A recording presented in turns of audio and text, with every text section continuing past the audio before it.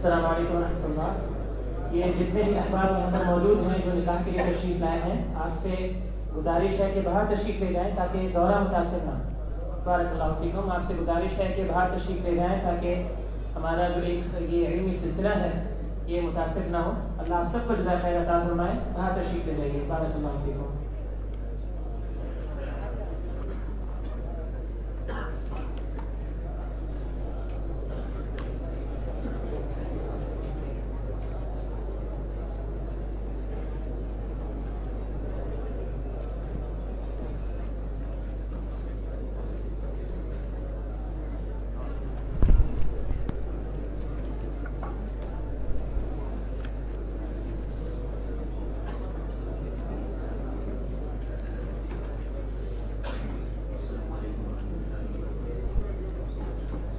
والصلاة والسلام على رسول الله وبعد.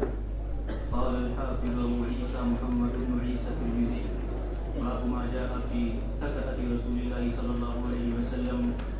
عن أبي جحيفة رضي الله عنه قال: قال رسول الله صلى الله عليه وسلم: أما أنا فلا آكل متكئا. الحمد لله والصلاة والسلام على رسول الله وبعد. ہمارا باب یہ چل رہا تھا کہ رسول اللہ صلی اللہ علیہ وسلم کا ٹیک لگانا، ٹیک لگا کر کہیں تشریف فرما ہونا، جس کے تحت ہم نے جو پڑھا ہے اس کا لب لباب یہ ہے کہ ٹیک لگانا دو مقاصد کے تحت ہوتا ہے، ایک متکبرانہ انداز اور ایک حصول راحت۔ اگر حصول راحت مقصود ہو تو پھر ٹیک لگانا جائز ہے، مستحسن ہے، اور اللہ کے پیارے پیغمبر نے لگائی۔ اور اگر برائے تکبر ہو، اظہار کبر کے لیے ہو تو پھر یہ ناجائز۔ لیکن ایک موقع پر ٹیک لگانے سے آپ نے منع فرمایا، اور یہ حدیث ابو جحیفہ کی آپ نے سنی۔ فرماتے ہیں کہ قال رسول اللہ صلی اللہ علیہ وسلم، رسول اللہ صلی اللہ علیہ وسلم کا ارشاد گرامی ہے: اما انا، لیکن میں، فلا آکل متکئا، نہیں کھاتا ٹیک لگا کر، لا آکل نہیں کھاتا کھانا، متکئا ٹیک لگائے ہوئے۔ یہ اما انا لیکن میں، اس سے لگتا ہے کہ پیچھے کچھ اور کلام موجود ہے جس کی تفریح آپ نے فرمائی۔ یہاں ایک چھوٹا سا قصہ ہے۔ ایک اعرابی نبی علیہ السلام کی مجلس میں تھا اور کھانا پیش کیا گیا۔ رسول اللہ علیہ وسلم گھٹنوں کے بل تشریف فرما تھے کھانا تناول کرنے کے لیے، جو ایک متواضعانہ انداز ہے۔ تو اس اعرابی نے دیکھ کر تعجب کیا اور کہا کہ ما هذه جلسہ، یہ بیٹھنا کیسا ہے؟ اس طرح تو بیٹھ کر ہم نے کبھی نہیں کھایا۔ رسول اللہ صلی اللہ علیہ وسلم نے ارشاد فرمایا کہ ان اللہ جعلنی عبدا کریما ولم یجعلنی جبارا عنیدا، اللہ تعالیٰ نے مجھے عبد کریم بنایا ہے۔ عبد کریم ایک ایسا بندہ جس میں تواضع اور جس میں انتہائی عاجزی، اور مجھے اللہ رب العزت نے عنید یا سرکش نہیں بنایا، متکبر نہیں بنایا۔ تو کھانے کا جو انداز ہے اس میں بھی ایک عاجزی کا پہلو ہونا چاہیے۔ اللہ رب العزت کی نعمتیں بندہ استعمال کرتا ہے تو تواضع کا اظہار، شکر ادا کرنے کی ایک کیفیت ہے۔ ٹیک لگانا کیا ہے کہ میں ٹیک لگا کر نہیں کھاتا؟ ٹیک لگانے کی چار تفسیریں ہو سکتی ہیں۔ ایک یہ کہ کوہنی آپ ٹیک دیں تکیہ وغیرہ کے ساتھ، دائیں کوہنی یہ ایک شکل ہے، یا بائیں کوہنی اس طرح کوہنی ٹیک کر آپ کا کھانا، یہ تکیہ اتکا ہے۔ یا آپ کوہنی کو بھی پھیلا دیں اور پہلو کو تکیے کے ساتھ لگا دیں، آپ کا پہلو دائیں طرف یا بائیں طرف تکیے کے ساتھ آپ کی اس طرح ٹیک ہو، کوہنی آپ کی تکیے سے آگے ہو اور آپ کا پہلو دائیں یا بائیں وہ تکیے سے ٹکا ہوا ہو۔ یہ چار تفسیریں اتکا کی۔ فرمایا کہ میں متکئا نہیں کھاتا، یہ تکیہ لگا کر میں نہیں کھاتا، یعنی کھاتے ہوئے یہ 4 ہیئتیں اپنانا ناجائز ہے۔ اگر دیوار سے ٹیک لگی ہوئی، جیسے بعض لوگ کرسی پر کھاتے ہیں تو کرسی کے پشت کے ساتھ ٹیک لگی ہوتی، وہ ممنوع نہیں، وہ ٹیک میں نہیں آتا، بلکہ ٹیک کی یہ 4 تفسیریں ہیں۔ یا تو دائیں بائیں کوہنی آپ کی تکیے سے چپکی ہو اور آپ اس طرح کھائیں، یا کوہنی آگے ہو اور آپ کے دونوں پہلو دائیں یا بایاں تکیے سے لگا ہو۔ یہ 4 اتکاء کی تفسیریں ہیں۔ اس طرح کھانا منع ہے شرعاً بھی اور طباً بھی۔ طبی اعتبار سے اس لیے کہ اس کیفیت سے جو اندر کی رگیں ان میں ایک سکڑاؤ پیدا ہوتا ہے اور کھانا فراخی سے معدے تک نہیں پہنچتا، اور شرعی اعتبار سے اس لیے کہ اللہ کے پیارے پیغمبر نے اس کیفیت کو برا جانا، اور آپ نے فرمایا کہ میں ایسا کبھی نہیں کھاؤں گا، اور آپ نے امت کو بھی اس سے روکا۔ تو جس چیز سے آپ نے روک دیا ہمیں بھی اس سے بعد آنا چاہیے۔ وما آتاکم الرسول فخذوہ وما نہاکم عنہ فانتہوا۔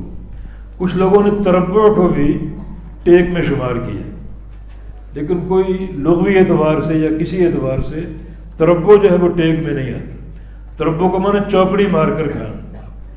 تو 2 کیفیتیں مسنون بھی ہیں اور بہترین بھی ہیں، وہ ہے کہ ایک ٹانگ آپ کی زمین پر پھیلی ہو، دوسری کھڑی ہو، اور جو ٹانگ آپ کی پھیلی ہو یعنی فولڈ ہو کر اس کے پاؤں پر آپ بیٹھے ہوں، ایک یہ کیفیت ہے۔ دوسری کیفیت جیسے تشہد کی حالت ہے، تشہد کی کیفیت ہے، اور تیسری کیفیت جو ہے دونوں پاؤں آپ کے فولڈ ہو کر کھڑے ہوں اور آپ کھانا تناول کریں۔ یہ 3 جو صورتیں مسنون وارد ہیں۔ تو اس کے علاوہ کچھ لوگ جیسے جسم فربا ہو جاتا ہے تو اس طریقے سے بیٹھتے ممکن نہیں ہوتا، اگر وہ تربع یا چوکڑی کی شکل اختیار کر لیتے ہیں تو یہ ممنوع نہیں بلکہ جائز ہے، کیونکہ اس کا اس طرح بیٹھنا ممکن نہیں، جسم ثقیل ہو گیا، بھاری ہو گیا، اور اس طریقے سے بیٹھنا ممکن نہیں۔ یا پھر یہ کہ آغاز مسنون طریقے سے کر لیں، اس کے بعد اپنی حیت آپ تبدیل کر لیں تاکہ سنت کا رنگ بھی کھانے میں شامل ہو جائے۔ واللہ اعلم۔ باب ما جاء في عيش رسول الله صلى الله عليه وسلم عن سماك بن حرب رضي الله عنه قال سمعت النعمان بن بشير يقول ألستم في طعام وشراب ما شئتم لقد رأيت نبيكم صلى الله عليه وسلم وما يجد من الدقل ما يملأ بطنه۔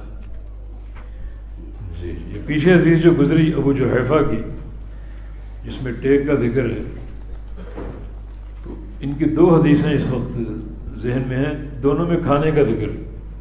ایک یہ حدیث جس میں فرمایا کہ میں ٹیک لگا کر نہیں کھاتا، اور دوسری ایک دفعہ مسجد میں یہ آئے، نبی علیہ السلام بھی تشریف فرما تھے، اور ان سے ڈکار صادر ہوا، ڈکار کی آواز نکال بیٹھے اور آواز کچھ بلند ہو گئی، تو آپ نے بڑا اس کو ناپسند کیا اور ناگواری کا اظہار کیا، اور فرمایا کہ کف عنا جثاک،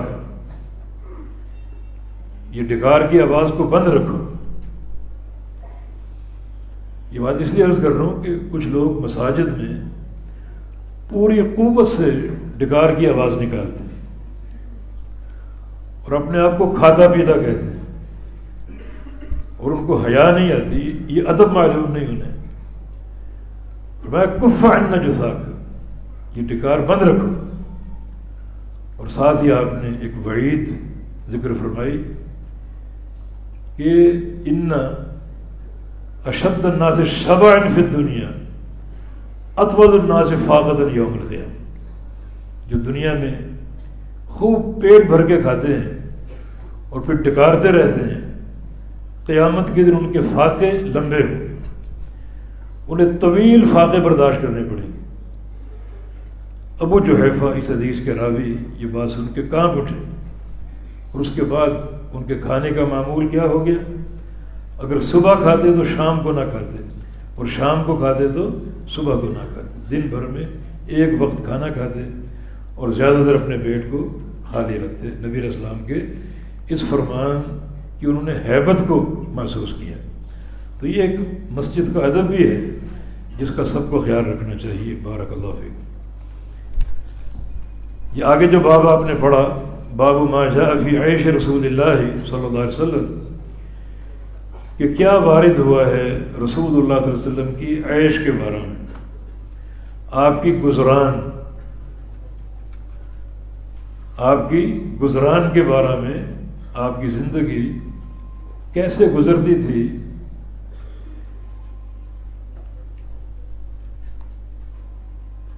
اس معیشت کی بنا پر، معیشت کے طور پہ آپ کی زندگی کیسے گزرتی تھی، یہ اقتصادی اعتبار سے آپ کی گزران کیسی تھی۔ تو پہلی حدیث سماک ابن حرب کی روایت سے یہ کہتے ہیں کہ سمعت النعمان بن بشیر، میں نے سنا نعمان بن بشیر سے رضی اللہ عنہ، صحابی رسول، وہ فرماتے تھے الستم فی طعام و شراب ما شئتم، کیا لوگو، کیا تم کھانے اور پینے میں اپنی مرضی کے مالک نہیں ہو، یعنی جو چاہتے ہو کھا لیتے ہو، جو چاہتے ہو پی لیتے ہو، جس چیز کے کھانے کا جی چاہے وہ کھا لیتے ہو، جس چیز کے پینے کا جی چاہے وہ پی لیتے ہو۔ تو معقولات اور مشروبات میں تم آج اپنی خواہش، اپنا شوق اور اپنی مرضی پوری کر لیتے ہو، رزق کی فراوانی ہے، کھانے کی فراوانی ہے، پینے کی فراوانی ہے، لیکن لقد رأیت نبیکم صلی اللہ علیہ وسلم، میں نے دیکھا ہے آپ کے نبی صلی اللہ علیہ وسلم کو، وما یجد من الدقل ما یملؤ بطنہ، کہ آپ صلی اللہ علیہ وسلم کو دقل تک نصیب نہیں ہوتا تھا اپنا پیٹ بھرنے کے لیے۔ دقل کیا ہے؟ ردی کھجوریں جو عام حالات میں لوگ پھینک دیتے ہیں۔ دقل چھٹائی کرتے ہیں تو اچھی کھجوریں چن لیتے ہیں، اور جو کھانے کے قابل نہیں ہوتی وہ پھینک دیتے ہیں۔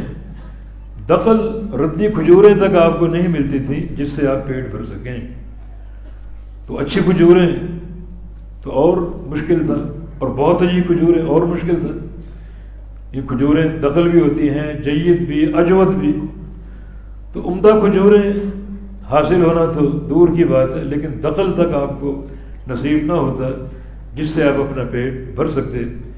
مگر آج اللہ تعالیٰ نے تمہیں ایک فراوانی دے دی، اور تم جو چاہتے ہو کھا لیتے ہو اور جو چاہتے ہو پی لیتے ہو۔ تو کھانا پینا فراوانی کے ساتھ شریعت کے تقاضوں کے خلاف نہیں ہے، اگر کھانے پینے پر اللہ تعالیٰ کا شکر ادا ہو اور اس کی حمد و ثنا ہو۔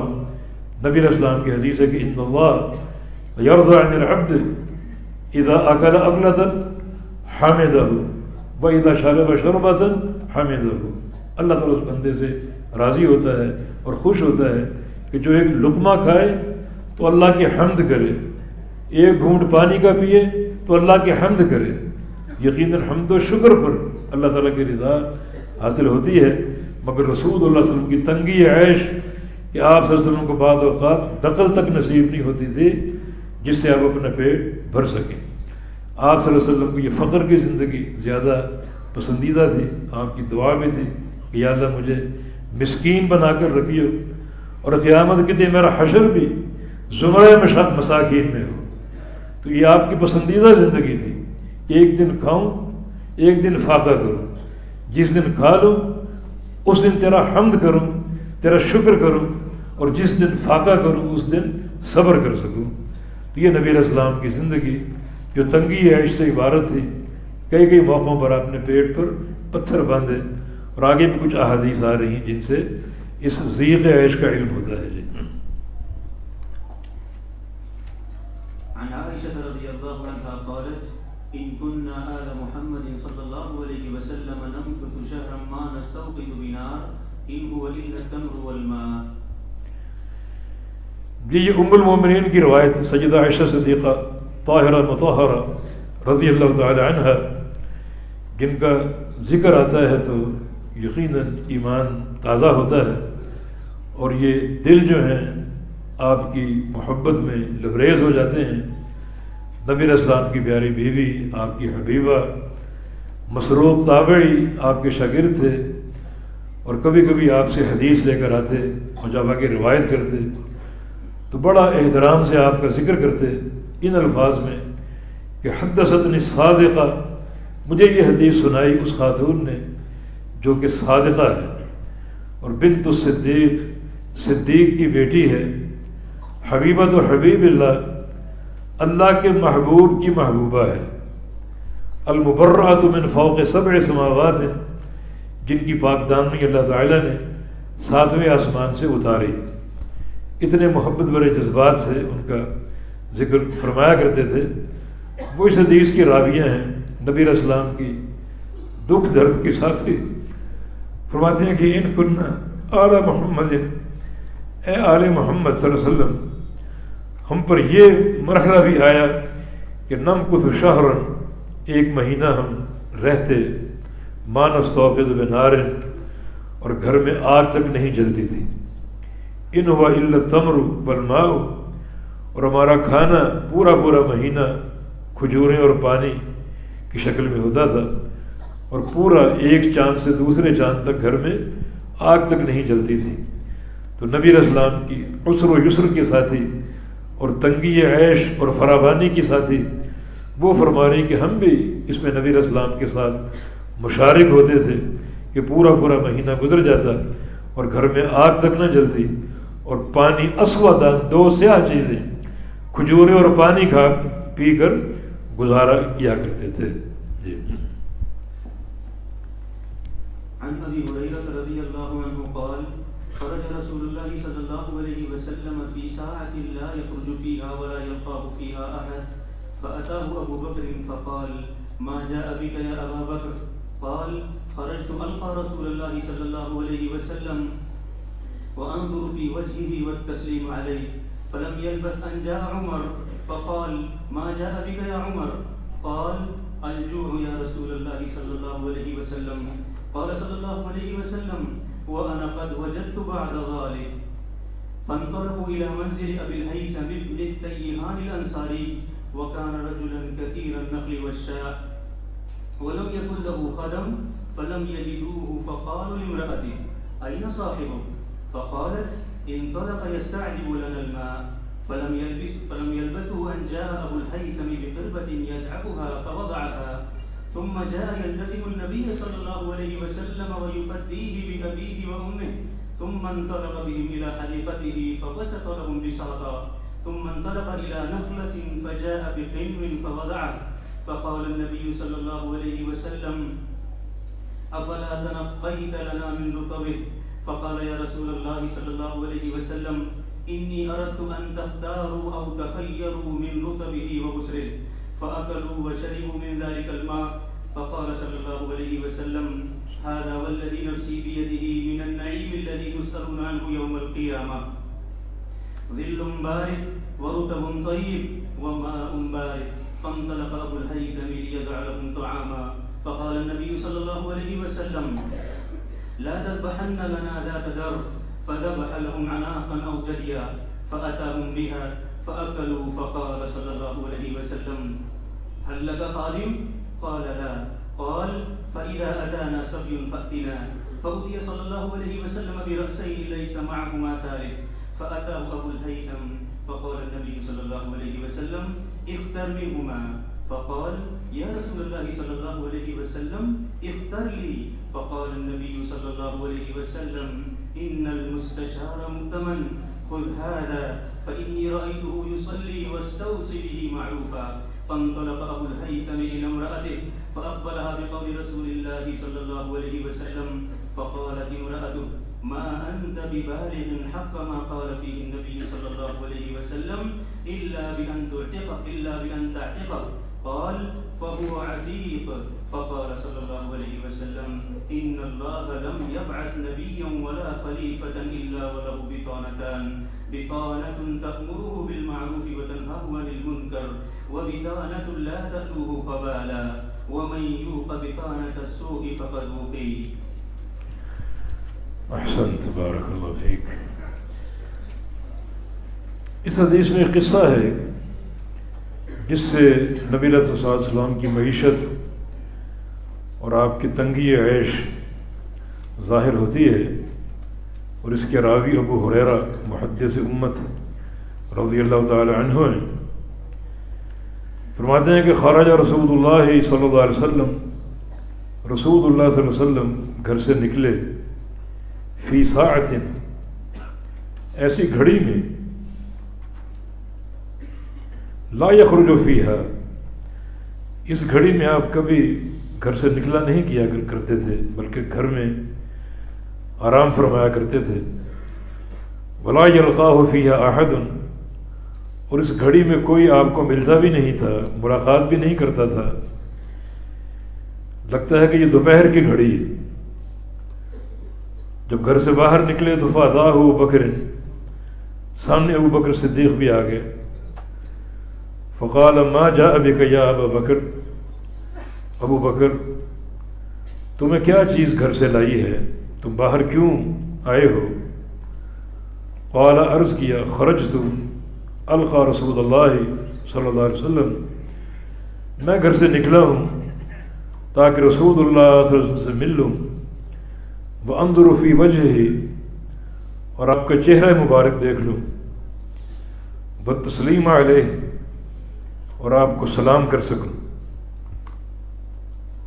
ابو بکر صدیق بھی بھوک سے تھے، اپنی بھوک انہوں نے ظاہر نہیں کی، بلکہ یہ باتیں عرض کر دی کہ میں آپ سے ملنے اور آپ کا چہرہ دیکھنے گھر سے نکلا ہوں اور آپ کو سلام کرنے آیا ہوں۔ فلم یلبث ان جاء عمر، تھوڑی دیر بعد عمر بھی آ گیا، فقال ما جاء بک یا عمر، عمر تم گھر سے کیوں آئے ہو، تمہیں گھر سے کس چیز نے نکالا؟ قال، عرض کیا کہ الجوع یا رسول اللہ، بھوک لگی ہوئی ہے، بھوک سے بے قرار ہو کر نکلا ہوں۔ قال صلی اللہ علیہ وسلم، وَأَنَا قَدْ وَجَدْتُ بَعْدَ ذَلِكَ، مجھے بھی بھوک ہی لگی ہوئی ہے اور میں بھی بھوک سے بے قرار اپنے گھر سے آیا ہوں باہر۔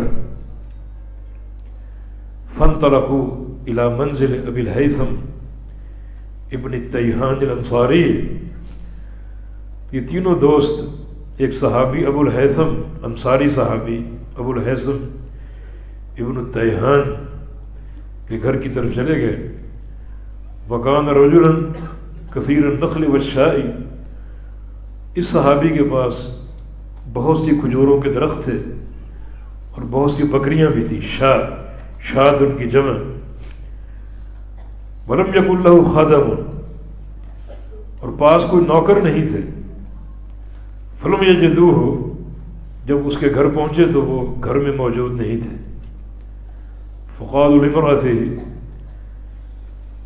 تو انہوں نے اس کی بیوی سے کہا، این صاحبک، آپ کے شوہر کہاں ہیں؟ فقالت، اس نے عرض کیا کہ انطلق، وہ باہر گئے ہیں، یستعذب لنا الماء، ہمارے لیے میٹھا پانی لینے کے لیے۔ یستعذب عذب سے الماء العذب، مشکیزہ لے کر گئے ہیں میٹھا پانی بھر کے لانے کے لیے۔ فلم یلبثوا ان جاء ابو الہیثم، تھوڑی دیر بعد ابو الہیثم بھی گھر پہنچ گئے، بقربۃ یدعبها، اپنی پشت پر مشکیزہ لادے، فوضعها، اسے رکھا، ثم جاء، پھر وہ آیا، یلتزم النبی صلی اللہ علیہ وسلم، نبی علیہ السلام سے چمٹ گیا، ویفدیہ بابیہ وامہ، اور اس کی زبان پر مسلسل یہ جملے کہ آپ پر میرے ماں باپ قربان ہوں۔ اور ایک حدیث میں الفاظ بھی ہیں کہ اس نے جب نبی علیہ السلام کو دیکھا، ابو بکر و عمر کو دیکھا، تو بے ساختہ یہ کہہ اٹھا کہ ما علی وجہ الارض اکرم اضیاف منی اليوم، کہ آج اس وقت پوری روئے زمین پر مجھ سے زیادہ خوش نصیب انسان کوئی نہیں ہوگا، جس کے مہمان رسول اللہ صلی اللہ علیہ وسلم بن گئے اور ابو بکر و عمر بن گئے، تو اس وقت کون مجھ سے خوش نصیب ہوگا۔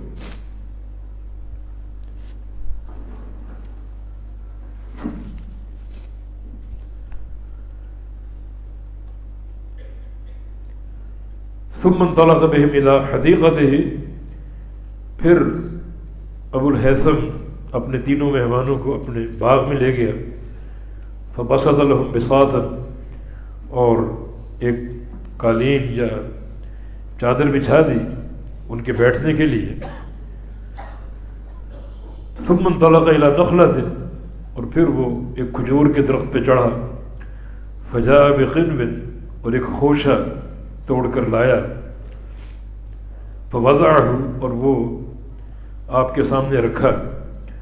فقال النبی صلی اللہ علیہ وسلم افلا تنقیت لنا من رطبه، تم جو تر کھجوریں، رطب کھجوریں تھیں، صرف وہی لے کر آ جاتے، یہ ساتھ بسر اور خشک کھجوریں ساتھ نہ لاتے. فقال یا رسول اللہ، عرض کیا کہ یا رسول اللہ صلی اللہ علیہ وسلم انی اردت ان تختاروا او تخیروا من رطبه و بسره، میری یہ خواہش تھی کہ آپ چن چن کر کبھی رطب کھائیں اور کبھی بسر کھائیں، ایک ہی طرح کی نہ ہوں بلکہ دو طرح کی ہوں، تاکہ کبھی یہ اور کبھی وہ آپ کھائیں. فاکلوا وشربوا، تینوں ساتھیوں نے کھجوریں کھائیں اور پانی پیا. من ذلك الماء.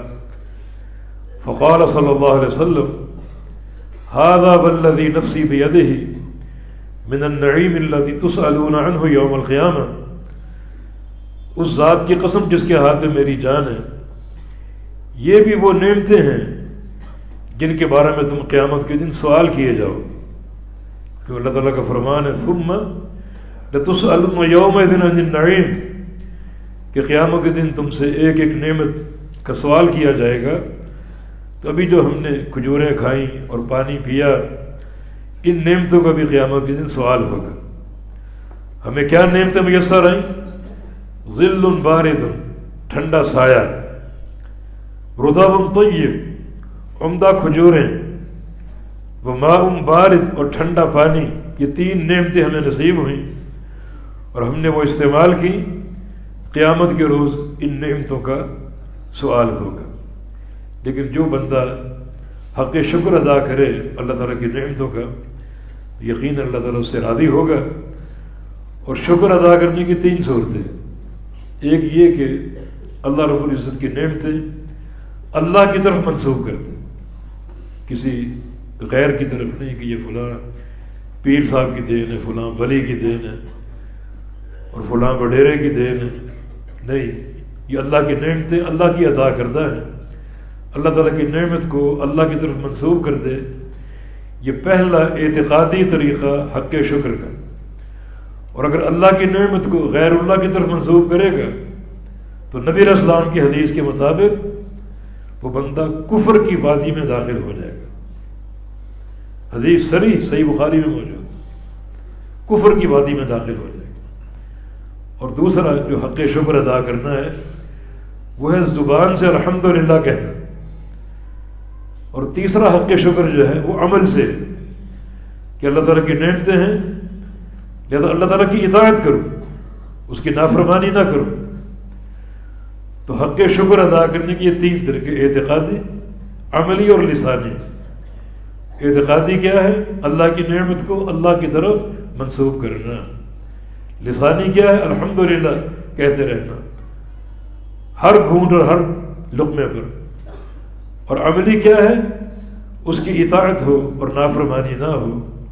نبی علیہ السلام کی حدیث ہے کہ کوئی بندہ اگر نعمتیں پا لینے کے باوجود گناہ کرتا ہے اور نافرمانیاں کرتا ہے تو فہو من اللہ استدراج، وہ اللہ کی طرف سے ڈھیل ہے، اللہ نے اس کو ڈھیل دے رکھی.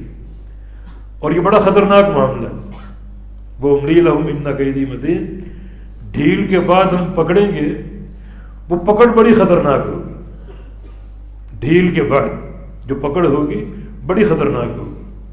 تو ایک بندہ معصیتیں کرتا ہے، گناہ بھی کرتا ہے، رزق کی فراوانی بھی موجود ہے اس کے پاس، تو اترانے کی کوشش نہ کرے بلکہ اور ڈر جائے کہ مجھے اللہ تعالیٰ معصیت اور گناہوں کے باوجود نوازتا ہے، لگتا ہے مجھے ڈھیل دے رکھی، اب تو توبہ کر لے، اب تو رجوع کر لے.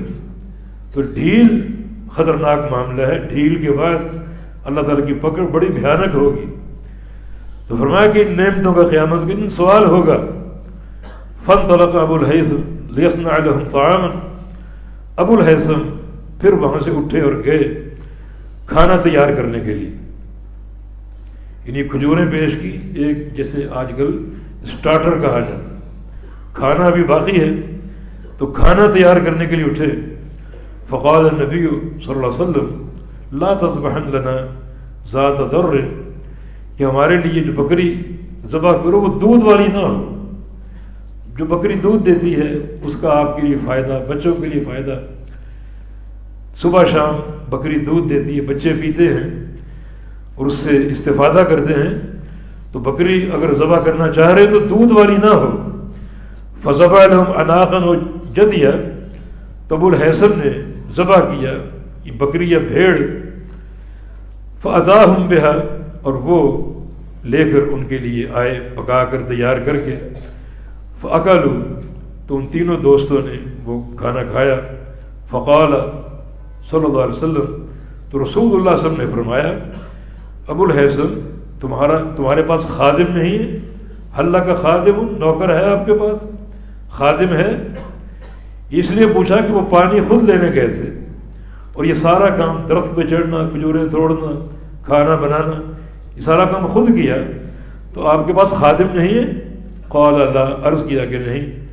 قال، فرمایا کہ فَإِذَا أَتَانَا صَبِيٌّ فَأْتِنَا، جب ہمارے پاس جنگی قیدی آئیں، سبی جس کی جمع سبایا، جنگی قیدی آئیں جن کو خادم کے طور پہ صحابہ رکھتے تھے، تقسیم ہوتے تھے وہ، تو فَأْتِنَا، ہمارے پاس آنا، ہم ایک خادم آپ کو دے دیں گے، ایک جنگی قیدی آپ کو دے دیں گے. فَأُتِيَ صلی اللہ علیہ وسلم بِرَأْسَيْنِ، رسول اللہ صلی اللہ علیہ وسلم کے پاس دو خادم آئے. لَيْسَ مَعَهُمَا ثَالِثٌ، تیسرا ساتھ نہیں تھا کوئی بھی، صرف دو ہی خادم ایک موقع پر آپ کے پاس آئے. فَأَتَى ابو الہیثم، ابو الہیثم پہنچ گیا نبی علیہ السلام کے فرمان کے مطابق. فقال النبی صلی اللہ علیہ وسلم، تو رسول اللہ صلی اللہ علیہ وسلم نے ارشاد فرمایا اختر منہما، ان دونوں میں سے ایک چن لو. تو یہ دو خادم آئے ہیں، ایک تم لے لو اور جو چاہو لے لو. فقال یا رسول اللہ، عرض کیا کہ یا رسول اللہ صلی اللہ علیہ وسلم اختر لی، آپ چن دیں میرے لیے، آپ میرے لیے پسند فرمائیں کہ میں کون سا خادم لوں. فقال النبی صلی اللہ علیہ وسلم، تو رسول اللہ صلی اللہ علیہ وسلم نے ارشاد فرمایا ان المستشار مؤتمن، تم نے مجھے مستشار بنا دیا. مستشار جس سے مشورہ طلب کیا جائے کہ آپ میرے لیے بہتر فیصلہ فرما دیں، بہتر خادم چن دیں. تو آپ نے مجھے مستشار بنا دیا، مجھ سے مشورہ طلب کر لیا. اور مستشار مؤتمن ہوتا ہے، امین ہوتا ہے. جس کو مستشار بنایا جائے، مشورہ طلب کیا جائے، اس پر یہ ذمہ داری عائد ہوتی ہے کہ وہ پوری امانت و دیانت کے تقاضے پورے کرتے ہوئے صحیح مشورہ دے. تو مستشار امین ہوتا ہے. خود حاضہ تم یہ غلام لے لو، آپ نے ایک غلام کی طرف اشارہ کیا، یہ غلام لے لو. فإنی رأیتہ یصلی، میں نے اس کو نماز پڑھتے ہوئے دیکھا تھا، مانا اس میں دینداری ہے، مسلمان ہے، یہ لے لو. وَاسْتَوْصِ بِهِ معروفا، اور اس کے ساتھ اچھا سلوک کرنا، غلاموں کے ساتھ، خادموں کے ساتھ اچھا سلوک کرنا چاہیے. یہ ترش رویہ یا ایک جابرانہ انداز، ڈانٹ و ڈپٹ کا انداز، اس سے گریز کرنا چاہیے. آج اکثر لوگ اپنے نوکروں سے، ملازموں سے بڑا برا رویہ رکھتے ہیں اور بہت ہی ڈانٹ ڈپٹ اور بد اخلاقی سے پیش آتے ہیں. پتہ نہیں اس کی کیا وجوہات، لیکن یہ مرض عام پیدا ہوا ہے. نبی علیہ السلام کی ایک حدیث ہے کہ یہ جو سوء الملک شؤم، اپنے جو زیر دست ہیں آپ کے، مثلا غلام، خادم، فیکٹری کے ملازم، دکانوں کے نوکر یا گھر کے نوکر، نوکرانیاں، یا زیر دست میں بچے بھی ہیں، بیوی بھی ہے، ان کے ساتھ بد اخلاقی شؤم ہے، رزق کی نحوست ہے، برکتیں ختم ہو جاتی ہیں. وہ حسن الملکۃ نماؤ، اور زیر دستوں کے ساتھ اچھا برتاؤ نما ہے، نمو، رزق کی بڑھوتری ہے، رزق کی برکت ہے. تو بعض لوگ کاروبار کرتے ہیں لیکن برکت نہیں ہوتی. ہو سکتا ہے اس کا یہ سبب ہو، بے برکتی کا یہ سبب ہو. برا رویہ، برا سلوک خادموں سے، بیوی سے، نوکروں سے، بچوں سے، یہ چیز بے برکتی کا باعث ہو سکتی ہے۔ تو آپ نے یہ نصیحت دی کہ وستوصی بہ معروف ہے کہ اس خادم کے ساتھ اچھا سلوک کرنا۔ فانطلق ابو الہیثم الی امرأتہ، ابو الہیثم خادم لے کر اپنی بیوی کے پاس گیا، فاخبرها بقول رسول اللہ صلی اللہ علیہ وسلم، اور بیوی کو نبی علیہ السلام کی بات بھی بتا دی کہ آپ نے یہ خادم دیا تھا، اور خادم دیتے ہوئے آپ نے فرمایا تھا کہ اس کے ساتھ اچھا سلوک کرنا، تو ہم نے اچھا سلوک کرنا ہے۔ فقالت امرأتہ، کیا وہ کمال کی نیک بیوی تھی، کیا وہ کمال کی نیک بیوی تھی؟ اللہ تعالیٰ سب کو اسی طرح کی بیویاں عطا فرمائے اور صالحیت عطا فرمائے۔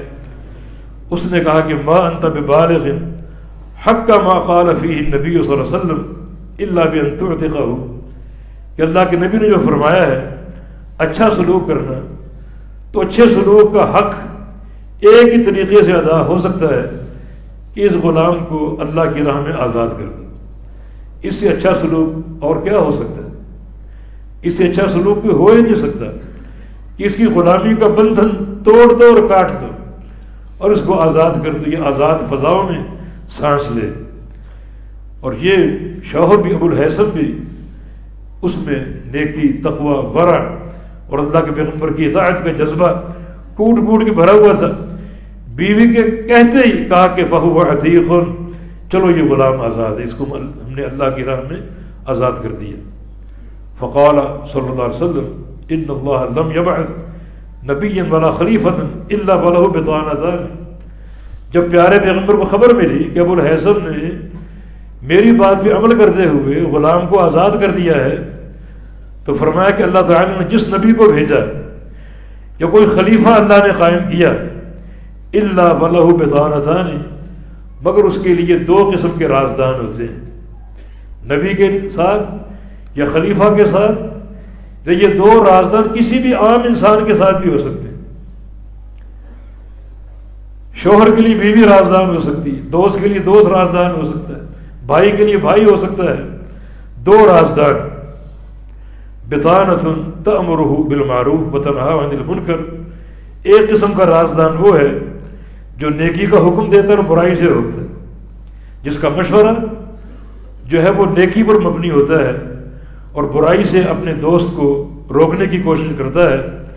وبطانۃ لا تعلو خبالہ، اور ایک رازدان وہ ہوتا ہے جو شر میں کوئی کمی نہیں کرتا، اس کو کوئی پرواہ نہیں ہوتی، نہ دوستی کی نہ رشتے کی، بلکہ اس کی خواہش ہوتی ہے کہ ہر شر، ہر نقصان اس کو پہنچانے کی کوشش کی جائے، تو وہ کوئی بھی شر پہنچانے میں کوئی کوتاہی نہیں برتتا اور کوئی پرواہ نہیں کرتا۔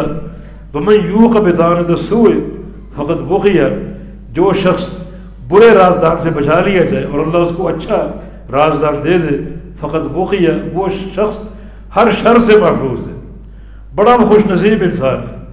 یہ بات آپ نے اس لیے فرمائی کہ ابو الہیثم غلام کو آزاد کرنے کا مشورہ تمہیں تمہاری بیوی نے دیا تھا، کہ نبی علیہ السلام کی بات اچھے سلوک کا برتاؤ کرنا، تو اس کا ایک ہی طریقہ ہو سکتا ہے سب سے بہترین کہ غلام کو آزاد کر دے۔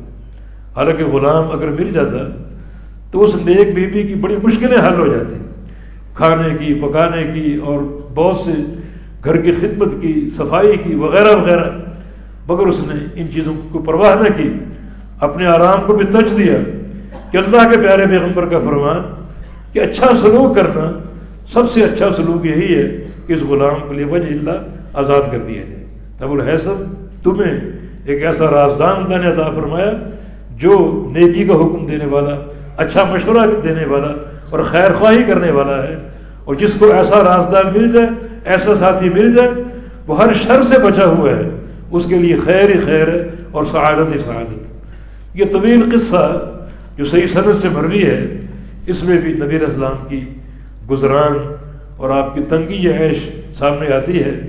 اس قدر فقر تھا کہ بعض اوقات کئی وقت گزر جاتے اور آپ کو کھانا نصیب نہ ہوتا، اور آج والے واقعے کے دن اس قدر آپ بھوک سے تھے، بے قرار، کہ گھر میں بیٹھ نہ سکے، اور آپ باہر نکل آئے، باہر ٹہلنے کے لیے اور چلنے کے لیے، اور یہی کیفیت گزران کی اور تنگی عیش کی آپ کے دو پیارے ساتھیوں کی تھی، ابوبکر و عمر کی، اور پھر اللہ رب العزت نے یہ کھانا اور یہ راحت اور آرام جو ہے وہ آپ کو عطا فرما دیا۔ تو اس سے بھی نبی علیہ السلام کی تنگی عیش کا اندازہ ہوتا ہے۔ دیکھیں نبی علیہ السلام کتنے مہمان نواز تھے، کتنے مہمان نواز۔ یہ آپ کے خصائل خیر میں یہ بات لکھی ہوئی ہے، موجود ہے اور تاریخ میں محفوظ ہے۔ ایک دن نبی علیہ السلام کا مہمان آ گیا، آپ نے اپنے 9 کے 9 گھروں میں قاصد بھیجا معلوم کرنے کے لیے کہ میرا مہمان ہے، کھانے کے لیے کچھ ہے۔ 9 کے 9 گھروں میں امہات المومنین نے دیکھا کھانا نہیں ملا، اس قدر تنگی ہے۔ 9 کے 9 گھر کھانے سے خالی تھے۔ آپ بڑا پریشان ہوئے، مہمان نوازی کیسے کریں؟ پھر آپ کو کہنا پڑا کہ من لضیف رسول اللہ صلی اللہ علیہ وسلم، کہ رسول اللہ کا مہمان کون قبول کرتا ہے، اس کو کون اپنے گھر لے جاتا ہے؟ تو ایک صحابی تیار ہو گئے، غالباً وہ ابو طلحہ ہی تھے، غالباً وہ اپنے ساتھ ان کو لے گئے اور بیوی کو جا کر بشارت دی کہ خوش ہو جاؤ، اللہ کے نبی کا مہمان ہمارے ساتھ۔ بیوی خوش تو ہوئی اور عرض کیا کہ لیس فی البیت الا قوت الصبیان، گھر میں تو کھانے کچھ موجود نہیں سوائے تھوڑے سے کھانے کے جو بچوں کے لیے رکھا ہوا ہے۔ یعنی صحابہ کی معیشت بھی ایسی ہی تھی۔ کہا کہ کوئی پرواہ نہیں، تم ایسا کرو کہ دیش کی چولہے میں چڑھا دو، چمچہ چلاتی جاؤ، اندر کچھ بھی نہیں، بچے مطمئن ہیں کہ کھانا تیار ہو رہے، منتظر ہوں گے، اور کب تک انتظار کریں گے؟ بچے آخر سو جائیں گے۔ دیش کی چڑھا دی، چمچہ چل رہا ہے، بچے منتظر ہیں، اور انتظار کرتے کرتے بچوں کو نیند آ گئی اور وہ سو گئے۔ اب کھانا تھوڑا سا، اور آداب میزبانی میں یہ بات شامل ہوتی ہے کہ میزبان بھی مہمان کے ساتھ کھائے۔ چنانچہ کھانا برتن میں ڈال دیا گیا اور مہمان کو دعوت دے دی گئی۔ اب کھانا اتنا تھوڑا، اگر میزبان بھی کھائیں گے تو مہمان سیر نہیں ہو سکے گا۔ اس کا انہوں نے طریقہ یہ نکالا کہ چراغ اٹھایا، اس کو درست کرنے کے بہانے بجھا دیا، اور ظاہر یہ کیا کہ چراغ خراب ہو گیا۔ اب وہ برتن کھانے کا رکھ دیا گیا، میزبان بھی موجود ہے اور مہمان بھی موجود ہے۔ میزبان کھا رہے اور یہ دونوں میاں بیوی خالی ہاتھ چلا رہے، بھوک کے باوجود ایک اناج کا ذرہ بھی اپنے اندر داخل نہیں کیا۔ صحیح بخاری کے حدیث کے الفاظ ہیں فباتا طاویین علی فراشہما، دونوں میاں بیوی نے رات گزاری اپنے بستروں پر کروٹیں بدلتے ہوئے بھوک کے مارے۔ اور صبح جب فجر سے قبل یہ مسجد میں گئے تو دروازے پر نبی علیہ السلام کھڑے تھے۔ فرمایا کہ انزل اللہ فیک القرآن، تم نے رات جو کچھ کیا ہے اللہ نے اس کی مجھے خبر دے دی ہے، اور تیرے بارے میں قرآن اترا، اللہ کی وحی اتری۔ یؤثرون علی انفسہم ولو کان بہم خصاصہ، یہ اللہ کے مقرر پر پرہیزگار بندے جن کا ایک وصف یہ ہے کہ دوسروں کو اپنے اوپر ترجیح دیتے ہیں اور خود فاقے اور بھوک برداشت کرتے ہیں۔ تو اس قصے میں بھی نبی علیہ السلام کی تنگی عیش اور آپ کے گزران کا اندازہ ہوتا ہے۔ یہ آپ صلی اللہ علیہ وسلم کی عیش اور آپ کا فقر اور آپ کی ایک بھوک کے واقعات۔ جی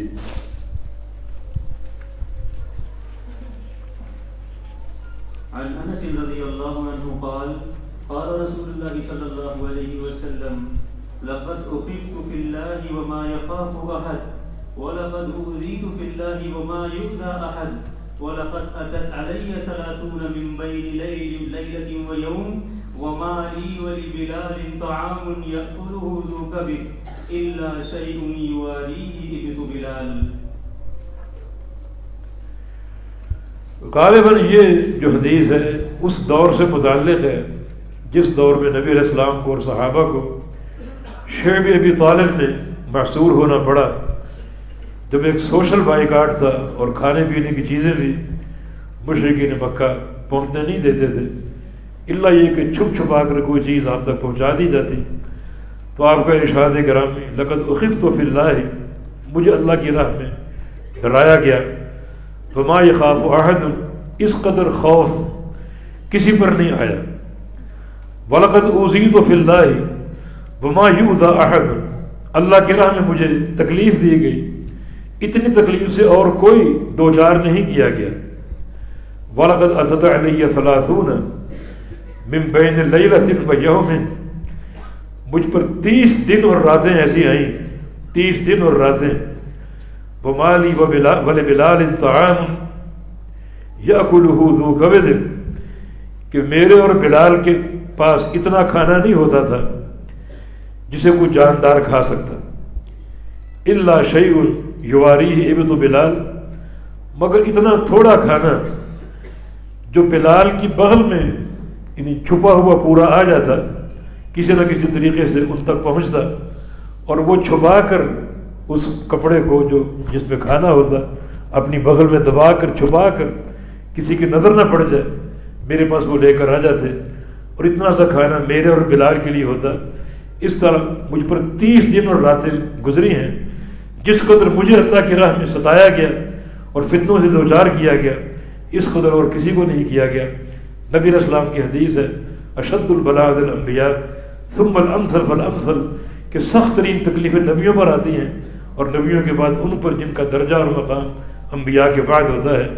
اللہ تعالیٰ اپنے پیاروں کو آزماتا ہے اور اپنے پیاروں کو آزما کر ان کو صبر کی توفیق دیتا ہے اور ایسے درجات اولیٰ پر فائز کرتا ہے جو کسی کے تصور سے بھی مابرہ ہوتے ہیں.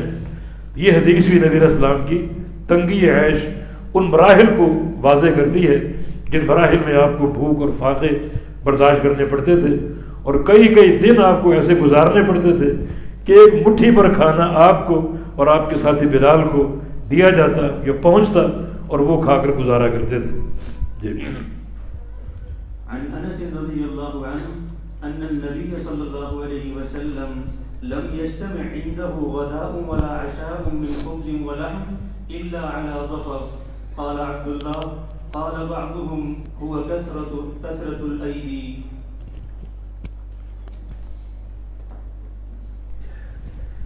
جی یہ سیدنا انس بن مالک رضی اللہ عنہ فرماتے ہیں کہ لم یجتمع عنده غداء ولا عشاء من خبز ولحم الا على ضفف، کہ نبی علیہ السلام پر یعنی ایسا وقت نہیں آیا کہ آپ کے پاس اکٹھے موجود ہوں دن کے کھانے میں یا رات کے کھانے میں روٹی بھی اور گوشت بھی.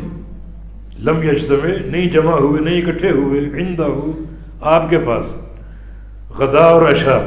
غدا دن کا کھانا دوپہر کا یا صبح کا ناشتہ اور عشاء رات کا کھانا اکٹھا نہیں ہوا نبی علیہ السلام پر اس طرح کہ خبز روٹی اور لحم دونوں چیزیں آپ پر جمع ہوں اور آپ نے روٹی کے ساتھ گوشت کھایا ہو. یعنی آپ کے گھر میں کبھی ایسا موقع نہیں بن سکا. روٹی ہے تو سالن نہیں ہے، سالن ہے تو روٹی نہیں ہے، اور بعض اوقات دونوں چیزیں نہیں ہیں تو کھجوریں کھا کر گزارا ہوتا تھا. تو رسول اللہ صلی اللہ علیہ وسلم پر دن کے کھانے میں یا رات کے کھانے میں کبھی یہ دو چیزیں جمع نہیں ہو سکی روٹی اور گوشت الا علی ضفف، مگر ضفف کی صورت میں. ضفف کا معنی آگے آ رہا ہے قال بعضهم هو کثرت الایدی، ان بعض لوگوں نے اس کی تفسیر کیا ضفف مگر جب زیادہ ہاتھ ہوں یعنی مہمان موجود ہوں تو چونکہ آپ مہمان نواز تھے تو ان کا حق خدمت آپ انجام ادا کرنے کے لیے آپ یہ دونوں چیزیں ان کے لیے اہتمام کرتے اور ان کو پیش کرتے. تو یہ حدیث بھی رسول اللہ علیہ وسلم کی تنگی عیش کا مظہر ہے کہ رات یا دن کے کھانے میں کبھی یعنی بہت شاد و نادر ایسا موقع آیا کہ روٹی اور سالن دونوں موجود ہوں، ورنہ ایک چیز ہوتی اور ایک چیز نہ ہوتی. جی. باب ما جاء في صفة أكل رسول الله صلى الله عليه وسلم. عن ابن لكعب بن مالك عن أبيه قال كان رسول الله صلى الله عليه وسلم يأكل بأصابعه الثلاث ويلعقهن. یہ باب ہے رسول اللہ صلی اللہ علیہ وسلم کے کھانا تناول فرمانے کا طریقہ. اس تعلق سے کیا وارد ہوئے؟ ما جاء فی صفت اکل رسول اللہ صلی اللہ علیہ وسلم، کیا وارد ہوا ہے رسول اللہ صلی اللہ علیہ وسلم کے کھانا کھانے کے طریقے کے بارے میں. جو پہلی حدیث ہے اس میں دو ادب وارد ہوئے ہیں آپ کے کھانے کے طریقے کے تعلق سے. دو چیزیں مذکور ہیں اور جناب کعب بن مالک کے بیٹے اپنے والد کعب بن مالک سے روایت کرتے ہیں کہ کان رسول اللہ صلی اللہ علیہ وسلم یأکل بأصابعہ الثلاث، کہ آپ کھانا کھاتے اپنی 3 انگلیوں کے ساتھ، یعنی ایک انگوٹھا اور اس سبابہ اور بیچ کی انگلی، اس طرح ان 3 انگلیوں کے ساتھ آپ کھانا تناول فرماتے. یہ ایک آپ کے کھانے کا ادب ہے. یلعقہن، اور انگلیوں کو چاٹا کرتے تھے. یلعق، لعق، انگلیوں کو آپ صلی اللہ علیہ وسلم چاٹا کرتے تھے. تو یہ 2 کھانے کے ادب بیان ہوئے ہیں. ایک تو 3 انگلیوں سے لقمہ منہ میں ڈالنا اور کھانا تناول فرمانا. اس کی تفسیر ابن قیم نے لکھا ہے کہ کھانے کی 2 قسمیں. ایک ہے طعام متماسک، وہ کھانا جو جمع کی صورت میں، یعنی ایک ٹکڑے کی شکل میں، جیسے روٹی ہے یا گوشت ہے، تو وہ تو 3 انگلیوں سے کھانا آسان ہے اور 3 انگلیوں سے کھایا کرتے تھے. اور ایک ہے بکھرا ہوا کھانا، جیسے پلیٹ میں چاول ہے تو چاول یوں کھانا مشکل ہے. تو اس کے لیے جو آپ کی سہولت ہو، 3 انگلیاں، 4 انگلیاں یا 5 انگلیاں استعمال کرنا چاہیں تو کر سکتے ہیں. یہ کھانے کی تفصیل پر، کھانا اگر متماسک ہے ایک ہی شکل میں تو وہ آپ 3 انگلیوں سے کھائیں، یہ سنت ہے. روٹی ہے، روٹی لیں 3 انگلیوں سے لقمہ بنا کر وہ کھائیں. یا گوشت ہے یا اور کوئی چیز متماسک جمع کھانا، جمع ہوا، وہ 3 انگلیوں سے کھانا ممکن اور آسان. لیکن بکھرا ہوا کھانا جو ہے وہ 3 انگلیوں سے ممکن نہیں ہے. تو زیادہ انگلیاں اگر استعمال کرنا چاہیں اپنی سہولت کے پیش نظر تو آپ استعمال کر سکتے ہیں. باقی دوسرا ادب لعق، ان انگلیوں کو چاٹنا، یہ بھی کھانا کھا کر چاٹنا، بالخصوص اگر مہمان ساتھ ہو تو ہر لقمے پر چاٹنا یعنی ایک ظاہری ادب کے خلاف ہے. مہمان اس میں کراہیت محسوس کرے گا. لیکن کھانا آپ کھاتے جائیں کھاتے جائیں، جب کھانے سے فارغ ہو گئے تو بعد میں انگلیوں کو چاٹیں. کیوں؟ لتحری برکت الطعام، کھانے کی برکت حاصل کرنے کے لیے. نبی علیہ السلام کی حدیث ہے ان انگلیوں کو چاٹنے کی، بلکہ فرمایا کہ کھانا لقمہ اگر گر جائے اس کو بھی اٹھا لو، اور اس میں اگر کوئی مٹی یا کوئی چیز لگی ہے ذرات تو وہ صاف کر کے وہ لقمہ کھا لو، وہ لقمہ کھا لو. کیونکہ آپ نہیں جانتے کہ کون سے کھانے میں برکت ہے. ممکن ہے ساری برکت کھانے کی اس لقمے میں ہو جو گر چکا ہے، اس کو آپ نے ضائع کر دیا اور کھانے کی برکت سے محروم ہو گئے. اور ممکن ہے کھانے کی برکت اس کھانے میں ہو جو آپ کی انگلیوں سے چمٹا ہوا ہے، اور اگر وہ ہاتھ دھو کر اس کو بہا دیں گے تو برکت ختم ہو جائے گی. اور ممکن ہے کھانے کی برکت ساری پلیٹ میں ہو جو آپ نے کھائی ہے، تو آپ نہیں جانتے کہ کھانے کی برکت کون سے حصے میں شامل ہے. برکت سے مراد 3 چیزیں.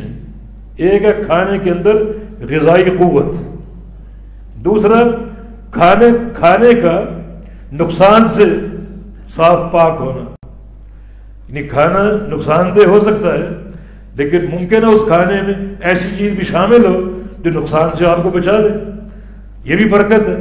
اور تیسرا یہ کہ کون سا کھانے کا حصہ آپ کو عبادت کی قوت فراہم کر سکتا ہے، یہ اللہ کو معلوم. لہذا آپ کوئی کھانے کی چیز جو آپ کے سامنے موجود ہے ضائع کرنے کی کوشش نہ کریں، کیونکہ آپ نہیں جانتے کہ کھانے کی برکت کون سے حصے میں شامل ہے. جی. عن انس بن مالک رضی اللہ عنہ یقول اتي رسول الله صلى الله عليه وسلم بدم فرأيته يأكل وهو مقعد من الجوع. انس بن مالک رضی اللہ عنہ اللہ کے پیارے پیغمبر کے خادم فرماتے ہیں کہ اتي رسول اللہ صلی اللہ علیہ وسلم بتمر، نبی علیہ السلام کی خدمت میں کھجوریں پیش کی گئی. یہاں چھوٹا سا قصہ بھی ہے. یعنی آپ کو شدید بھوک لگی ہوئی تھی اور کوئی چیز کھانے کو میسر نہیں تھی. جب کھجوریں آئیں تو بہت سے صحابہ بھی ساتھ تھے، اصحاب صفہ بھی ساتھ تھے، طلبہ جو مسجد نبوی میں رہتے تھے وہ بھی ساتھ تھے. تو آپ نے انس کو فرمایا کہ تم کھجوریں تقسیم کرو. تو ایک برتن تھا جس سے برتن بھر بھر کے انس بن مالک وہ کھجوریں صحابہ کی جھولیوں میں ڈال رہے تھے. جب تقسیم سے فارغ ہوئے تو پھر رسول اللہ صلی اللہ علیہ وسلم نے کھانا شروع کیا. بتمر فرأیتہ یأکل وہو مقعد من الجوع، میں نے دیکھا کہ نبی علیہ السلام کھجوریں کھا رہے ہیں اور آپ بھوک کی وجہ سے اقعاء کی شکل میں بیٹھے ہوئے تھے. اقعاء کی شکل میں بیٹھے ہوئے تھے. اقعاء کیا ہوتا ہے کہ آپ یعنی انسان کا بیٹھنا اپنی بیک پر اور ہاتھوں اور گھٹنوں سے آگے ٹیک لگائے رکھنا، یہ اقعاء کی شکل. اور انس کہتے ہیں کہ اس شکل میں آپ کا بیٹھنا بھوک کی شدت کی بنا پر تھا. اس طرح آپ بیٹھے ہوئے تھے اور اللہ نے یہ ہدیہ بھیج دیا. مگر نبی علیہ الصلوۃ والسلام ہمارے ماں باپ قربان ہوں، آپ نے فوراً خود نہیں کھایا یہ سوچ کر کہ اسی طرح کی بھوک میرے ساتھیوں کو شاگردوں کو لگی ہوگی. تو پہلے آپ نے تقسیم فرمائی. جب سب کی جھولی میں وہ اناج اور کھجوریں پہنچ گئیں اور پھر آپ صلی اللہ علیہ وسلم تک پہنچی تو آپ نے وہ تناول فرمائی. اس وقت آپ کے جو بیٹھنے کا انداز تھا وہ انداز اس شخص کا ہوتا ہے جس کو شدید بھوک کا سامنا ہو اور وہ بھوک کو بھولنے کے لیے یا اس کی شدت کو کم کرنے کے لیے اس شکل میں بیٹھا ہو کہ اپنے الیتین پر بیٹھا ہو مقعد پر اور اپنے ہاتھوں اور گھٹنوں سے آگے ٹیک لگائی ہو. جی باب ما جاء في صفة خبز رسول الله صلى الله عليه وسلم. عن عائشة رضي الله عنها أنها قالت ما شبع آل محمد صلى الله عليه وسلم من خبز الشعير يومين متتابعين حتى قبض رسول الله صلى الله عليه وسلم. یہ باب ہے رسول اللہ صلی اللہ علیہ وسلم کی روٹی کے بارے میں کیا وارد ہے. خبز روٹی کو بولتے ہیں تو نبی علیہ الصلوۃ والسلام کی روٹی کے بارے میں کیا وارد ہے. اور یہ حدیث بھی ام المومنین کی ہے، ہر طرح سے نبی علیہ السلام کی رازدان. فرماتی ہیں کہ ما شبع آل محمد صلی اللہ علیہ وسلم، محمد صلی اللہ علیہ وسلم کی آل جس میں وہ خود بھی شامل ہیں، نہیں سیر ہو سکی. شبع بولتے ہیں پیٹ بھرنا، سیر ہونا. محمد صلی اللہ علیہ وسلم کی آل نہیں سیر ہو سکی اور نہیں ان کا پیٹ بھر سکا من خبز الشعیر، جو کی روٹی سے، یومین متتابعین، مسلسل 2 دن. یعنی آپ کی زندگی میں مسلسل 2 دن ایسے کبھی نہیں آئے کہ دونوں دن آپ کو جو کی روٹی ملی ہو. اگر ایک دن مل گئی تو اگلے دن نہیں ملی، پھر کھجوریں کھانی پڑتی. جیسا کہ ایک حدیث میں ما شبع آل محمد یومین من خبز الا احداہم التمر، کہ 2 دن متواتر روٹی نہیں ملتی تھی. ایک دن اگر روٹی مل گئی تو اگلے دن کھجوریں ملتی تھی، روٹی نہیں ملتی تھی. یہ حدیث بھی آپ کی ایک یعنی فقر اور تنگی عیش پر دلالت کرتی ہے، اور ساتھ ساتھ نبی علیہ السلام کی روٹی کے بارے میں کہ نبی علیہ السلام جو کی روٹی تناول فرمایا کرتے تھے. بلکہ آگے حدیث آ رہی ہے کہ زیادہ تر زندگی میں آپ نے جو کی روٹی ہی کھائی ہے. جی عن ابن عباس رضي الله عنهما قال كان رسول الله صلى الله عليه وسلم يبيت الليالي المتتابعة طاغيا هو وأهله لا يجدون عشاء وكان أكثر خبزهم خبز الشعير. یہ عبداللہ بن عباس فرما رہے ہیں کہ کان رسول اللہ صلی اللہ علیہ وسلم یبیت اللیالی، رسول اللہ صلی اللہ علیہ وسلم گزارتے کئی راتیں. یبیت اللیالی، کئی راتیں آپ گزارتے. المتتابعہ مسلسل، یکے بعد دیگرے کئی راتیں گزارتے. طاویاً ہوا و اہلہ، بھوک سے تڑپتے ہوئے خود بھی اور ان کا اہل بھی، ان کی بیوی بھی. جس گھر میں ہوتے کھانا میسر نہ ہوتا تو بھوک کی بنا پر کروٹیں بدلتے، تڑپتے رہتے خود بھی اور آپ کا اہل بھی. لا یجدون عشاء، اور رات کا کھانا نہیں ملتا تھا، حاصل نہیں ہوتا تھا. اس میں نبی علیہ الصلوۃ والسلام کی خودداری کہ اس فقر اور احتیاج کے باوجود آپ نے کبھی سوال نہیں کیا اور کسی کے سامنے ہاتھ نہیں پھیلائے. نبی سے بڑھ کر یعنی باغیرت کون ہو سکتا ہے؟ بھوک اور فاقہ اپنے طور اپنے گھر میں برداشت کرتے اور کسی کے سامنے اپنی بھوک کا اور اس دکھ کا آپ نے اظہار نہیں کیا. وکان اکثر خبزہم خبز الشعیر، اور زیادہ تر آپ کی روٹی جو کی روٹی ہوتی تھی. جو روٹی جب ملتی تو زیادہ تر آپ کو جو کی روٹی ملتی تھی. گندم بھی روٹی بھی ثابت ہے آپ کا کھانا، مگر زیادہ تر آپ کی روٹی جو ہے وہ جو کی روٹی ہوتی تھی. تو یہ آپ صلی اللہ علیہ وسلم کی معیشت اور آپ کی روٹی کی ایک صفت اور حالت جو حدیث سے واضح ہوئی۔ عن انس بن مالك رضي الله عنه قال ما اكل نبي الله صلى الله عليه وسلم على خوان ولا في سكرجة ولا خبز له مرقق قال فقلت لقتادة فعلى ما كانوا يأكلون قال على هذه السفر۔ انس بن مالک فرماتے ہیں کہ ما اکل نبی اللہ صلی اللہ علیہ وسلم علی خوان، رسول اللہ صلی اللہ علیہ وسلم نے کبھی خوان پر کھانا نہیں کھایا۔ خوان لکڑی کا بنا ہوا دسترخوان جس کے 4 پائے بھی ہوتے ہیں، آج کل ٹیبل سمجھ لیجئے، ڈائننگ ٹیبل جو آپ بناتے ہیں، لیکن نبی علیہ السلام کو کبھی لکڑی کا بنا ہوا یہ دسترخوان یا ٹیبل نصیب نہیں ہوا، آپ کی غربت اور آپ کے فقر کی بنا پر۔ ولا فی سکرجۃ، اور نہ کبھی آپ کو سکرجہ آپ کے دسترخوان پر دیکھی گئی۔ سکرجہ چھوٹی پلیٹیں، یہ چھوٹی تشتریاں، یہ چھوٹی رقابیاں، اس سے کیا مراد ہے؟ یعنی کھانا ہوتا تھا روٹی اور ساتھ سالن، چھوٹی رقابیاں تشتریاں نہیں ہوتی تھی، یہ تو امیروں کے چونچلے ہوتے ہیں، کھانا بھی ہے، چاول بھی ہیں، سالن بھی ہے، روٹی بھی ہے، اور چھوٹی رقابیوں میں کسی میں چٹنی، کسی میں سلاد، کسی میں رائتا، اور کسی میں کچھ اور کسی میں کچھ۔ تو یہ جو کھانے کے جو متعلقات جو عام لوگ کھاتے ہیں، امراء کھاتے ہیں، نبی علیہ السلام کو یہ نصیب نہیں ہوتے تھے۔ کھانا اگر ہوتا سیدھا سادہ ایک سالن اور ایک روٹی، باقی چھوٹی رقابیاں آپ کے دسترخوان پر نہیں دیکھی گئیں۔ یہ جو کھانے کے لوازمات ہیں وہ جو امراء استعمال کرتے ہیں وہ اللہ کے پیارے پہ ان کو نصیب ہی نہیں ہوتی تھی، اور آپ کے دسترخوان پر دیکھی ہی نہیں گئی۔ ولا خبز له مرقق، اور نہ ہی آپ کے لیے پسے ہوئے آٹے کی روٹی تیار کی گئی۔ پسا ہوا میدا یا پسا ہوا آٹا، اس کی روٹی بھی آپ کے لیے کبھی تیار نہیں کی گئی۔ چکی میں پستا تھا اور جو بھوسا آٹے پر ہوتا اسے پھونک مار کر اڑا دیا جاتا اور باقی آٹے کی روٹی بنا لی جاتی، تو یہ آپ کی روٹی ہوتی تھی۔ اس حدیث میں بھی نبی علیہ السلام کی روٹی کی ایک صفت اور کیفیت بیان ہوئی ہے، اور آپ صلی اللہ علیہ وسلم کی اقتصادی حالت بیان ہوئی ہے۔ کبھی آپ نے خوان پر کھانا نہیں کھایا۔ خوان سے مراد لکڑی کا ٹیبل جس کے 4 پائے لگے ہوتے ہیں، جو عام امراء کے پاس ہوتا ہے۔ ولا فی سکرجہ، اور نہ آپ کے دسترخوان پر کبھی چھوٹی پلیٹیں دیکھی گئیں جن میں کھانے کی لوازمات ہوتی ہیں، اور نہ کبھی پسے آٹے کی باریک آٹے کی روٹی آپ کے لیے بنائی گئی۔ قال فقلت لقتادہ فعلی ما كانوا یأکلون، میں نے سوال کیا قتادہ سے کہ پھر کھانا کس چیز پر کھاتے تھے؟ قال علی هذه السفر، ان دسترخوانوں پر کپڑے وغیرہ کے انہیں بچھا کر اس پر کھانا کھایا کرتے تھے۔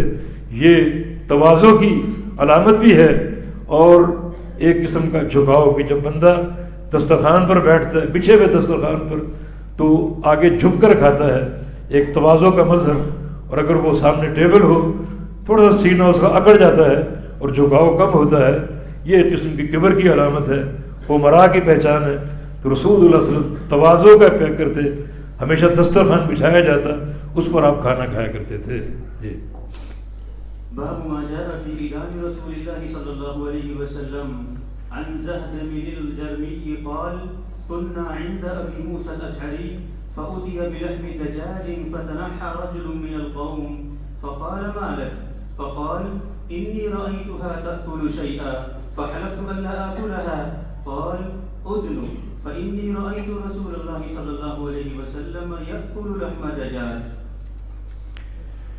باب ما جاء فی ادام رسول اللہ صلی اللہ علیہ وسلم، رسول اللہ صلی اللہ علیہ وسلم کے سالن کے بارے میں کیا وارد ہوا۔ ادام سالن یا وہ چیز جسے روٹی لگا کر کھائی جاتی ہے، تو نبی علیہ السلام کے سالن کے بارے میں کیا وارد ہوا۔ آپ کا سالن کیا ہوتا ہے؟ کیا کوئی مخصوص سالن ہوتا ہے آپ کا؟ ایسی کوئی چیز وارد نہیں، جو میسر آتا وہ آپ کھاتے، اور جس چیز کی رغبت ہوتی اس کا کوئی تکلف نہیں ہوتا تھا کہ فلاں چیز کھاؤں، فلاں چیز کی خواہش ہو، کوئی تکلف نہیں ہوتا تھا۔ اور نبی علیہ السلام کا جو سب سے بڑا ادب کھانے کا، اذا احب طعاما اکل، کھانا آپ کے سامنے رکھا جاتا، اگر آپ کو پسند ہوتا تو آپ کھاتے، پسند نہ ہوتا تو آپ کھاتے نہیں تھے، لیکن عیب نہیں لگاتے تھے، گھر والوں کو ڈانٹنا کیا پکا دیا، کھانا حرام کر دیا، نہیں، کوئی عیب نہیں لگاتے تھے۔ کھانا پسند ہوتا تناول فرماتے، پسند نہ ہوتا تو خاموشی سے آپ ہٹ جاتے۔ یہ آپ صلی اللہ علیہ وسلم کا ادب اور آپ صلی اللہ علیہ وسلم کا مسنون طریقہ۔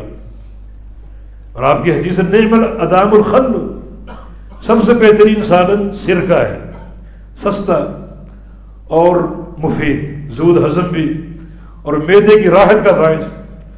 تو کوئی مخصوص چیز نبی علیہ السلام سے کوئی ایسی ثابت نہیں ہے جو پسندیدہ ہو۔ ہاں، مریض کے لیے تلبینہ، سرید کی تعریف آپ نے کی۔ تلبینہ کیا ہے؟ تلبینہ ایک مخصوص کھانا، ایک بندے کو بخار ہو تو اس کی راحت کے لیے اور اس کے لیے اس کا جی اچھا ہو جائے تو تلبینہ کھلانے کی آپ نے تاکید فرمائی۔ تلبینہ جو دلیا، یعنی دلیے کو دودھ میں پکایا جائے ہلکی آگ پر اور خوب پکایا جائے، اور جب وہ یعنی دودھ اچھی طرح گاڑھا ہو جائے تو اس کو آگ سے اتار کر اس میں شہد شامل کیا جائے، یہ تلبینہ ہوتا ہے۔ مریض کو کھلانے سے مریض کو جلدی شفا ملتی ہے اور اس کی طبیعت بھی بڑی حشاش پشاش ہو جاتی ہے تلبینے کی وجہ سے۔ لاہور میں ہمارے ایک دوست ہیں، وہ تلبینہ بناتے ہیں اور کھلاتے ہیں، اور بڑا مزہ آتا ہے، بڑا بہترین کھانا یہ۔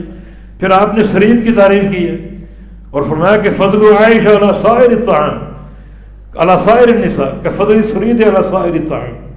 عائشہ کی فضیلت ساری عورتوں پر ایسی ہے جیسے سرید کھانے کی تمام کھانوں پر فضیلت اور فوقیت ہے۔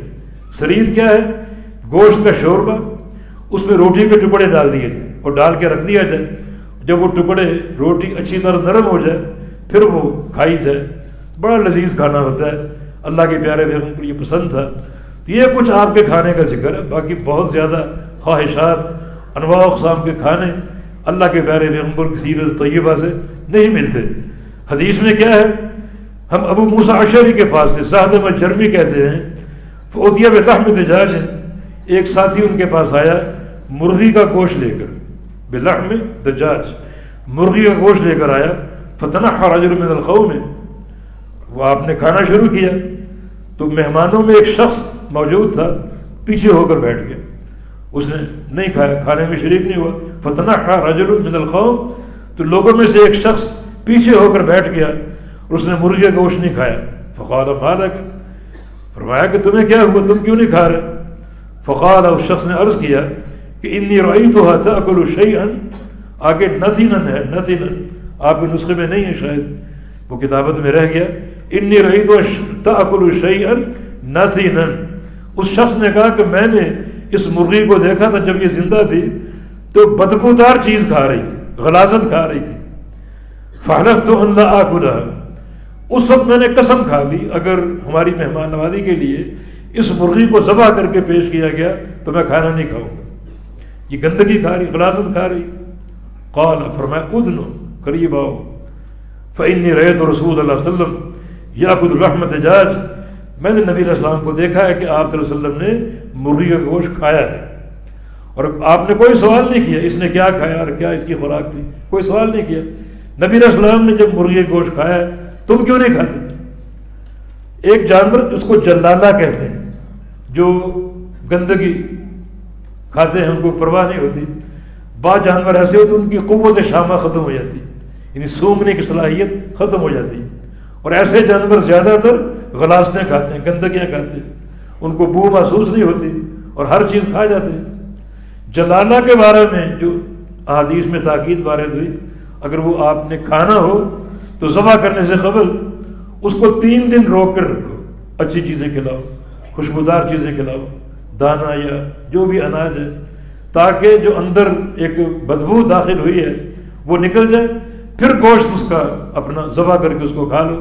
جلالہ کے بارے میں، جلالہ بڑا جانور ہو تو 10 دن کا بھی ذکر ہے کہ 10 دن تک اس کو روکو، اس کو اچھی چیزیں کھلاؤ پلاؤ، اور اگر چھوٹا جانور مرغی یا بطخ وغیرہ تو اس کو 3 دن تک روکو اور پھر اس کو ذبح کر کے کھا لو۔ مگر میں نے ایک رپورٹ پڑھی ہے بعض اطباء کی طرف سے جنہوں نے تحقیق کی کہ جو مرغی ہے اس کے معدے کی ساخت ایسی ہے کہ وہ جو بھی چیز کھائے اگر کوئی گندگی ہے، بدبو ہے، تو اس کے معدے سے باہر گوشت میں سرایت نہیں کرتی۔ مرغی کے بارے میں یہ بات اطباء کی یا بعض محققین کی تحقیق کہ وہ جو بھی چیز کھا لے، بدبودار کھا لے یا کوئی بھی چیز کھائے، وہ معدے تک محدود رہتی ہے اور وہ باہر گوشت تک سرایت نہیں کرتی۔ ممکن ہے بطخ اگر کھاتی ہے تو اس کی وہ بدبو جو ہے وہ گوشت تک پہنچ جائے تو وہ جلالہ بن جائے، مگر مرغی جلالہ نہیں بنتی، وہ بدبو اس کے معدے تک محدود رہتی ہے اور اس کے گوشت میں سرایت نہیں کرتی۔ واللہ تعالی اعلم۔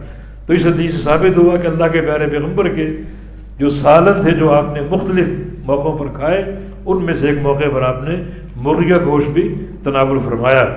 تو اس شخص کو آپ نے کھانے کی دعوت دی اور اس کو کھانا کھلایا، وہ تو قسم کھا چکا تھا، تو فرمایا قسم کا کفارہ دو، تم نے ایک چیز اپنے کو حرام کر لی، قسم کا کفارہ دو اور آ کر کھاؤ۔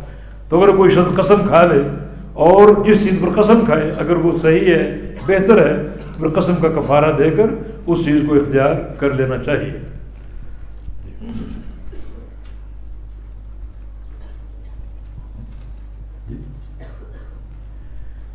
تو نماز نہ پڑھو۔ جزاکم اللہ خیر، بارک اللہ۔ بارک اللہ فیکم۔ اس سے پہلے کہ اٹھیں کچھ اعلانات ہیں سماعت فرما ہے۔ اس نشست کے ساتھ الحمدللہ کی توفیق ہے ہماری آج کا جو دوسرا دن ہے دورے کا وہ مکمل ہوا۔ باذن اللہ انشاءاللہ